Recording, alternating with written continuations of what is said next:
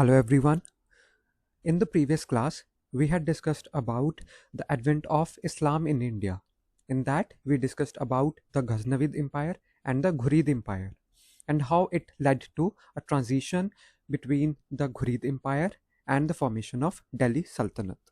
So our today's topic of discussion will be Delhi Sultanate. So in this, we will discuss firstly about the basic introduction to Delhi Sultanate, then the dynasties of Delhi Sultanate. In that, we have 5 dynasties. The first one is the Slave dynasty and its important rulers, then the Khilji dynasty, then Tughlaq dynasty, Sayyid dynasty, and finally the Lodhi dynasty. And at the end, we will also discuss about the administration of Delhi Sultanate. So, after the death of Muhammad Ghori in 1206, his trusted slave Qutbuddin Aibak declared himself as an independent ruler with Lahore as its capital. तो हमने पढ़ा था कि जब मोहम्मद घोरी ने India छोड़ दिया था तो उसने अपना जो सारी इंडिया की टेरिटरी थी वो अपने ट्रस्टेड स्लेव कुतुबुद्दीन ऐबक को दे दी थी. बट जब कुतुबुद्दीन ऐबक को ये पता चलता है कि इन 1206 मोहम्मद घोरी इज डेड, तो he declares himself as an independent ruler. उस सारी टेरिटरी को वो अपना एक इंडिपेंडेंट किंगडम बना लेता है जिसकी कैपिटल होती है Lahore. So this marked the beginning of Delhi Sultanate in 1206 CE. तो इसी के साथ स्टार्ट होती है Delhi Sultanate in 1206 CE. The Delhi Sultanate was a medieval empire with a series of Islamic dynasties primarily based in Delhi that stretched over large parts of the Indian subcontinent for 320 years. So they ruled nearly for more than 3 centuries. That is from 1206 to 1526 CE. तो दिल्ली सल्तनत क्या था? Medieval empire था जिसमें Islamic dynasties 5 dynasties की एक series थी जो कि दिल्ली सल्तनत को बनाती थी और उनका मेन पावर सेंटर था दिल्ली के आसपास वाली एरियाज जिन्होंने इंडिया पे मोर देन 3 सेंचुरीज रूल किया था. It was established by the Mamluk और the slave dynasty and consisted of 5 dynasties. तो सीरियल ऑर्डर में ऐसा है. The first one was Mamluk dynasty, then the Khilji dynasty, then the Tughlaq dynasty, Sayyid and finally the Lodhi dynasty. तो ये 5 dynasties थी दिल्ली सल्तनत की. और मैप में देखें तो this is the extent of Delhi Saltanat during the time of Mamluks, then during Khiljis, then during Tughlaqs and finally the Lodhis. तो map के अकॉर्डिंगली देखें तो तुगलक डायनेस्टी के टाइम पे जो दिल्ली सल्तनत थी उसकी पीक थी बिकॉज ये सारा जो एरिया था ये सारा एरिया दिल्ली सल्तनत के अंडर आता था. The Delhi sultanate is significant for being the first Islamic empire to establish a strong presence in the Indian subcontinent, laying the foundation for future Muslim rule in the region, for example the subsequent Mughal rule.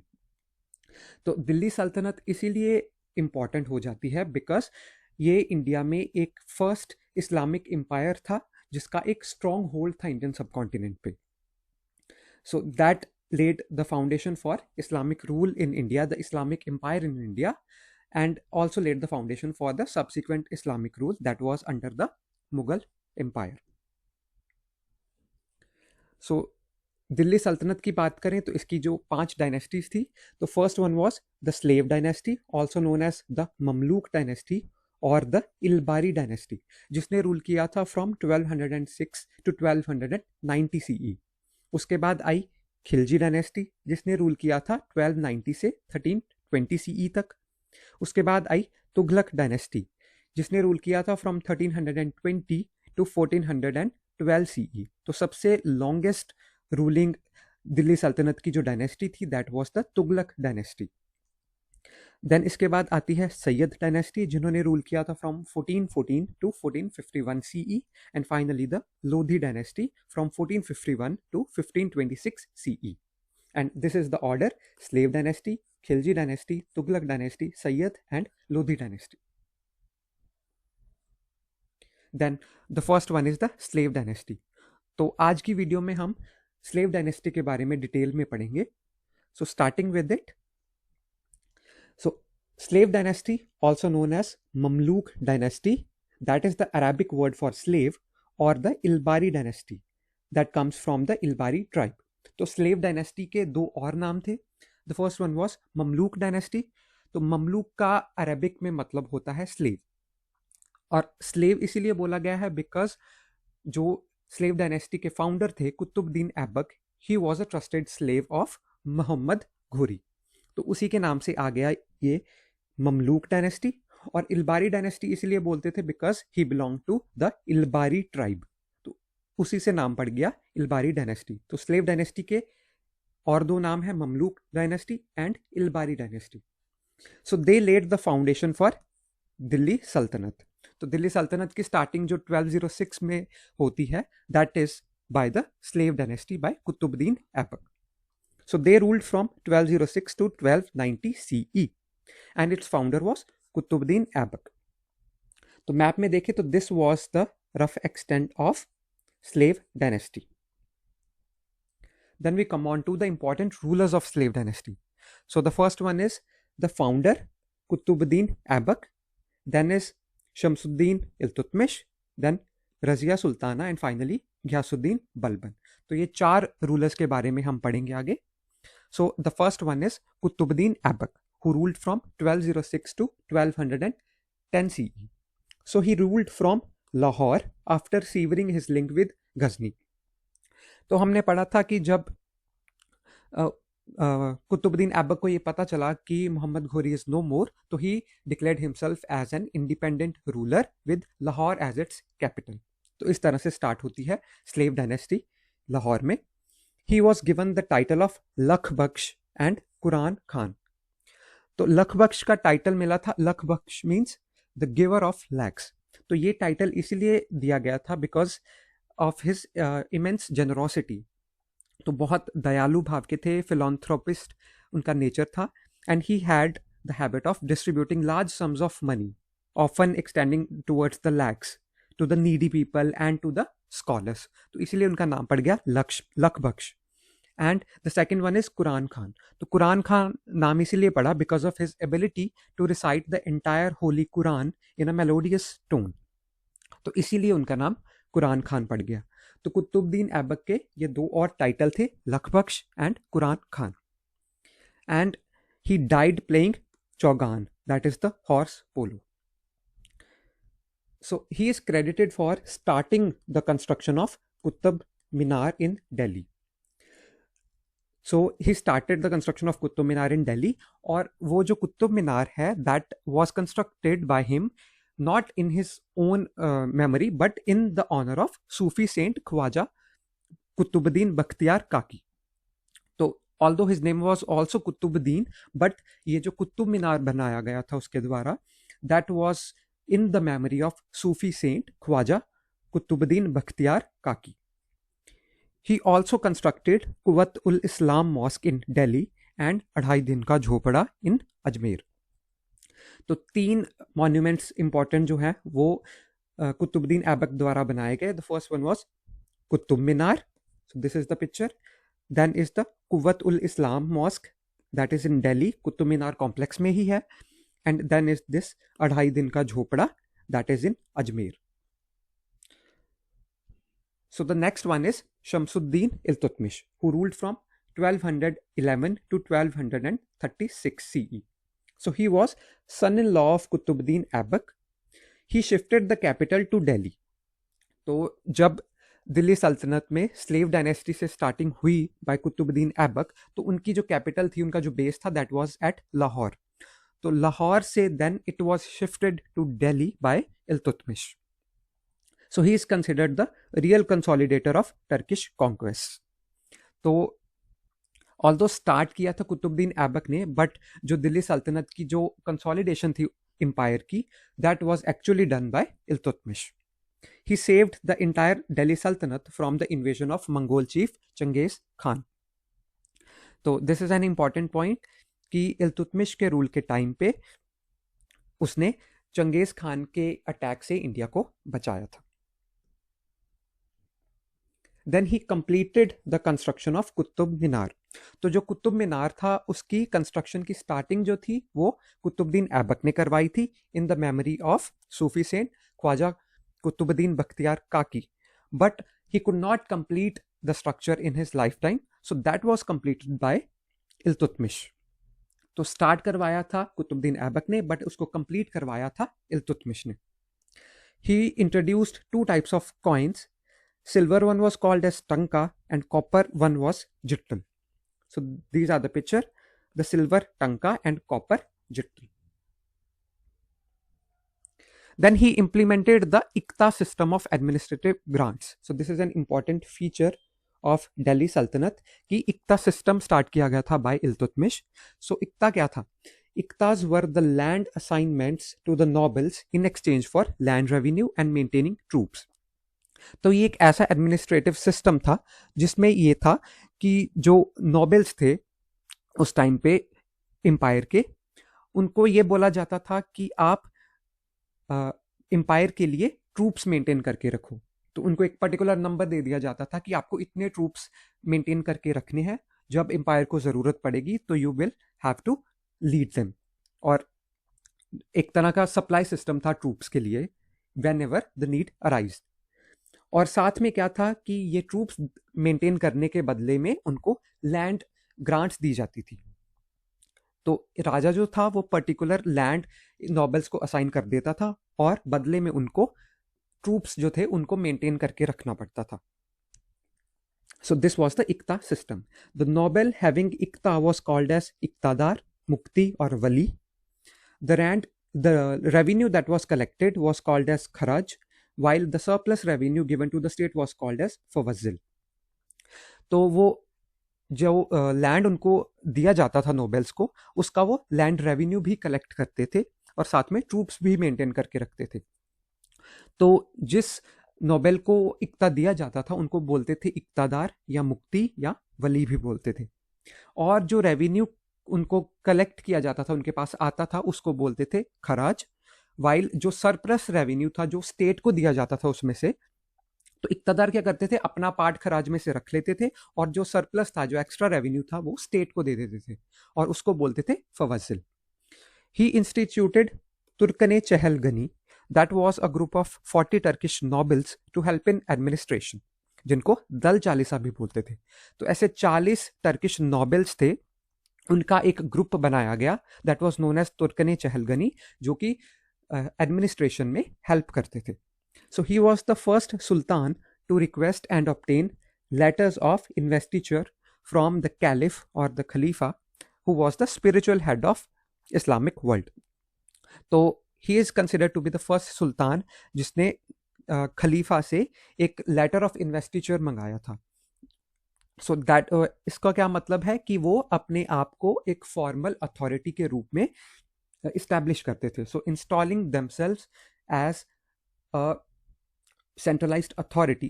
तो वो letter of investiture खलीफा से मंगवाया गया था भाई Iltutmish. So he was the first sultan to request and obtain that. He nominated his daughter Razia to become the next ruler. तो इल्तुतमिश के बेटे भी थे, but he nominated his daughter Razia to become the next ruler. So this was about Iltutmish. Then we come on to the next ruler, that was Razia Sultana, who ruled from 1236 to 1240 CE. So she was the daughter of Iltutmish and was the first Muslim lady who ever ruled India. So she became the first Muslim lady to rule India. तो एक बड़े empire की first Muslim lady थी जिन्होंने India को rule किया था. She owned the title of उम्दत उल मिसवा या उम्दत उल निस्वा. तो इसका मतलब क्या था? उम्दत उल निस्वा का मतलब है द पिलर ऑफ वुमेन. तो एक हायर अथॉरिटी वुमेन को देने के लिए ये एक टाइटल उन्होंने लिया था और इस टाइटल को उन्होंने अपने कॉइन्स पे मिंट करवाया था. Then she was not liked by Turkane Chahalgani as they wanted her to be a puppet ruler, but she started asserting her authority. तो जब इल्तुतमिश की डेथ हो जाती है तो उसके बाद रजिया सुल्ताना रूलर बनती है. तो जो तुर्कने चहलगनी उसने बनाए थे, नोबल्स थे, वो अपनी पावर असर्ट करना धीरे धीरे स्टार्ट कर रहे थे और वो चाहते थे कि रजिया, बिकॉज उनको लगता था कि Razia being a women will be a puppet ruler. तो वो नाम की रूलर बन जाएगी, बट जो एक्चुअल पावर थी वो तुर्कने चहलगनी के पास रहेगी। तो उनको ऐसा लगता था। बट स्लोली क्या हुआ, रजिया सुल्ताना ने पपेट रूलर की तरह एक्ट ना करके अपनी अथॉरिटी स्टार्ट कर दी, और इसी वजह से she was not liked by Turkane Chahalgani. तो इसकी एग्जाम्पल्स क्या है कि she issued coins in her name, जो भी हमने पढ़ा Umdat ul Niswa. Then she removed veils from her court, तो जो पर्दे थे उन्होंने अपनी कोट से हटा दिए थे। She made public appearances on elephants and appointed non Turks on key position. For example, she appointed an Abyssinian, that is Ethiopian, को उन्होंने अपने अमीर अखूर बनाया था। So who was that Ethiopian? He was Jamaluddin Yakut, who was appointed as the Amir Akhur, that is the care taker और commander of royal stable. So in these ways, she started asserting her authority, or because of that, she was not liked by Turkani Chehalgani, because she was not acting as a puppet ruler, but was asserting her authority. और जो तुर्कने चहलगनी थे वो चाहते थे कि power उनके पास रहे, तो इसलिए they did not like Razia Sultana. She married Bathinda Iqtadar Altuniya. She led a successful campaign in crushing rebellion in Lahore, but while returning, she was arrested in another rebellion. She tried to reclaim Delhi, but was defeated and killed in a fight near Kathal in Haryana in 1240. तो लाहौर वाला जो rebellion था, that she was able to successfully crush, but जब वो वहां से वापस आ रही थी तो शी वॉज अरेस्टेड। जब वो दिल्ली को रिक्लेम करने की उन्होंने कोशिश की तो she was defeated and killed near a fight during a fight near Kaithal in Haryana in 1240. So after her death, from 1240 to 1266, so nearly these 26 years, Turkane Chehalgani exercised all the power by placing puppet rulers on the throne. तो जो वो चाहते थे वो उन्होंने then complete कर लिया after the death of Razia Sultana, that इन 26 सालों के लिए फ्रॉम 1240 टू 1266 तुर्कने चहलगनी जो थे वो एक्चुअली सारी पावर एक्सरसाइज करते थे। ऑल्दो उन्होंने पपेट रूलर्स बना दिए थे, तो रूलर्स नाम के थे वो, बट एक्चुअल जो पावर थी वो तुर्कने चहलगनी के पास थी। तो 26 सालों तक ऐसे चलता रहा। नाउ रजिया सुल्ताना के बारे में एक और इम्पॉर्टेंट पॉइंट है जो कि सिराज मिनहाज ने बोला था अपने कॉम्पोजिशन तबकते नसीरी में। So he said that she was a more capable ruler than her brothers, but she was born of the wrong gender. So he also mentions that she faced immense opposition from the nobles and the immense challenges in maintaining her authority in the male dominated society. तो सिराज मिनहाज ने ये बोला था कि जो रजिया सुल्ताना थी वो अपने ब्रदर से ज़्यादा बेटर रूलर थी, ज़्यादा कैपेबल रूलर थी, but because she was a women तो she was not liked by the society, which was mainly patriarchal in nature. So according to him, Razia Sultana's downfall was due to conspiracies and rebellions by the Turkish nobles who were unwilling to accept a female ruler. तो ये जो तुर्कने चहलगनी थे ये male dominated थे और ये नहीं चाहते थे कि कोई फीमेल अथॉरिटी आए, और अगर आए भी तो वो चाहते थे कि वो एक पपेट रूलर बने, बट वो पपेट रूलर नहीं बनी। तो इसीलिए मिनाज सिराज ने ये बोला था कि she that her downfall was due to the conspiracies and rebellions, जो कि तुर्कने चहलगनी और टर्किश नॉबल्स ने किए थे, जो कि एक फीमेल रूलर की अथॉरिटी मानने को तैयार नहीं थे। So this was about Razia Sultana. Then the next strong ruler was Ghiyasuddin Balban, who ruled from 1266 to 1287. So हमने पढ़ा कि इनिशियली जो रजिया सुल्ताना की डेथ थी उसके बाद 26 सालों तक तुर्कने चहलगनी ने ही बेसिकली सारी पावर एक्सरसाइज की, ऑल्दो पपेट रूलर वहां पे होते थे। So initially Ghiyasuddin Balban was a member of Turkane Chehalgani. So he himself was a member of Turkane Chehalgani. However, he later, by carefully removing all the opposition, declared himself as Sultan in 1266. So Balban was himself a member of Turkane Chehalgani, but slowly he carefully removed all the opposition and consolidated power in his hand and declared himself to be the Sultan in 1266 CE. Now, what were the changes that were brought about by Balban? So, the first one was that he established a strong and centralized government. तो power को consolidate कर लिया था उसने तुर्कने चहलगनी की बजाय. अब he use to exercise the strong men power. So जो गवर्नमेंट थी, जो अथॉरिटी थी, वो सेंट्रलाइज्ड हो गई थी और ज़्यादा स्ट्रॉन्ग हो गई थी. He followed the policy of blood and iron, that is harsh measures to restore and maintain law and order.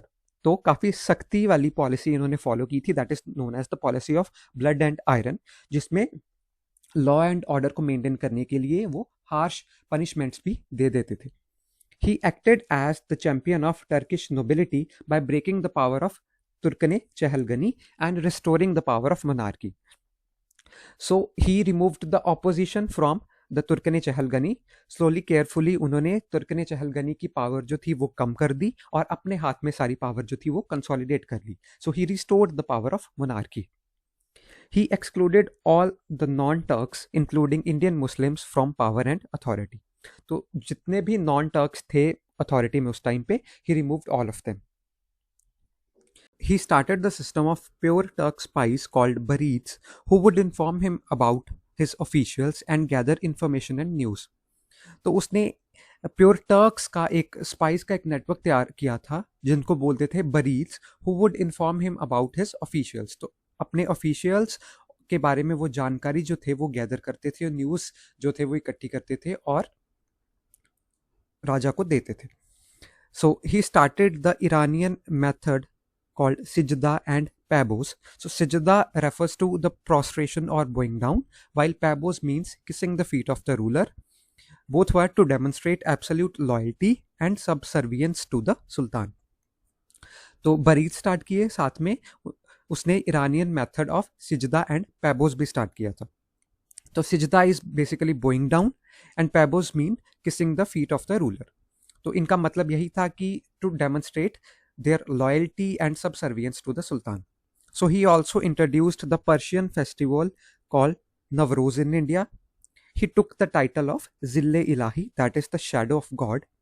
He established Diwan-e-Ariz, that is the military department, so headed by Ariz-e-Mumalik. तो department, military department जो था उसका नाम था दीवान-ए-अरीज और उसको जो head करता था ऑफिशियल उसको बोलते थे अरीज-ए-मुमल्लिक.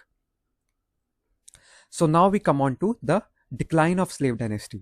So after the death of Balban, his son Nasiruddin Bhugra Khan, who was the governor of Bengal, was called to become the next sultan, but he refused.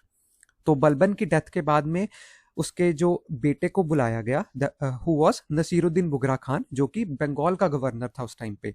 So he was called upon to become the next sultan, but he refused. उसने मना कर दिया था.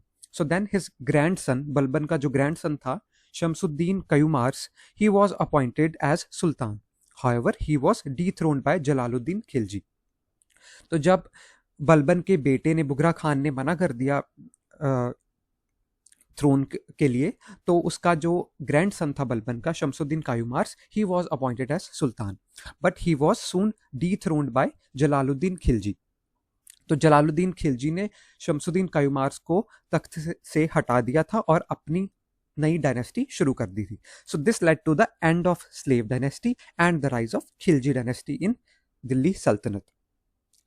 तो जब जलालुद्दीन खिलजी ने शमसुद्दीन कयूमार्स को डीथ्रोन कर दिया और अपनी अलग खिलजी डायनेस्टी स्टार्ट कर ली, तो this marked the end of slave dynasty. तो फर्स्ट डायनेस्टी जो दिल्ली सल्तनत की थी वो इसी के साथ में खत्म होती है, और जो सेकंड डायनेस्टी है that is the Khilji dynasty, that was established by Jalaluddin Khilji.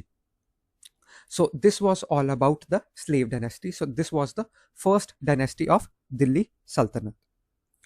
तो आज की क्लास में हम इतना ही पढ़ेंगे, and in the next video we will discuss about the subsequent dynasties of Delhi Sultanate starting with the Khilji dynasty. So that's all for today.